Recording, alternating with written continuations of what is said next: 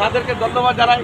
আমি চাই আমাদের গোবিন্দগঞ্জ এলাকা পয়েন্টকে যেন ক্লিন গোবিন্দগঞ্জ হিসাবে পরিণত করা, যানজট মুক্ত হোক এই আশা ব্যক্ত করি। আর আমরা তাদেরকে বলবো, আইন শৃঙ্খলা বাহিনী যারা আছেন এবং ট্রাফিক ভাইয়েরা আছেন, আপনারা আপনাদের নিয়ম অনুযায়ী কাজ করবেন, আইনের মোতাবেক কাজ করবেন, যানজট যাতে গোবিন্দগঞ্জ দেওয়া হয় সে ব্যবস্থা করবেন। আপনাদের এখন বর্তমানে বাংলাদেশের যে পরিমাণ পরিস্থিতি আছে এবং সেনাবাহিনী প্রত্যেকটা উপজেলায় আছে, ক্যাম্পে আছে। আমি যখনকে উদাহরণ আহ্বান করবো, আপনারা কেউ তাদেরকে ঝগড়া বিবাদ এবং দাঙ্গা হাঙ্গামা কথা বলবেন না। আমরা ভাই ভাই, আমরা সমান, আমরা মুসলমান, আমরা বাঙালি, আমাদের জাতি হলো বাঙালি। আমরা একে অন্যের সাথে চলাফেরা করবো, উঠাফেরা করবো, কেউ সাথে কটু কথা বলবেন না। আমরা সবাই এক মিলে কাজ করে দেশ যখন আমরা একত্রে যেভাবে বিজয় করতে সেইভাবে এবার আবার বিজয় হয়ে গেল। এই বিজয় রেখাটা স্মরণ থাকবে এবং যারা আমাদের কাছে মৃত্যুবরণ করছেন শহীদদের প্রতি কামনা করি। আল্লাহ তার জন্য বেশ সুযোগ করুন। আর আমি আজকে সাংবাদিক মিডিয়ারা আছেন, আপনারা আছেন, আপনাদের আজকে দেখে আমরা আশা করছি আগামীতে আরো বেশি আকারে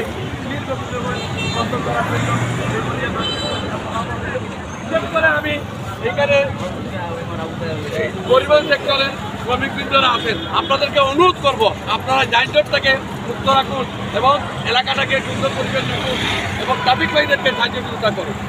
ইনশাআল্লাহ আপনারা যদি যানজট মুক্ত রাখেন, এটাই প্রশংসার দাবিদার আপনারই হবে।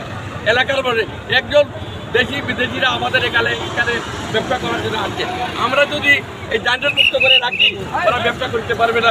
অনেক ব্যবসায়ীরা আমাদের এখানে বিদেশ থেকে আসছে ব্যবসা করার জন্য।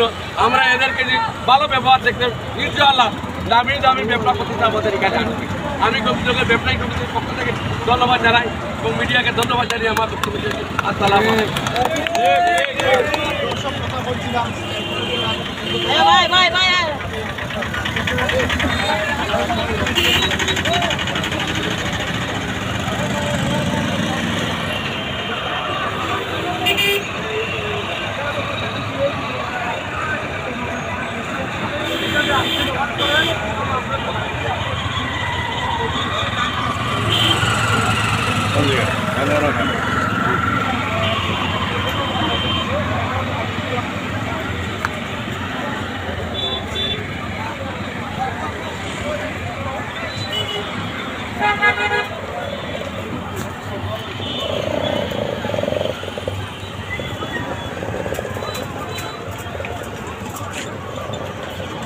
মাশাআল্লাহ এই মুহূর্তে আমাদের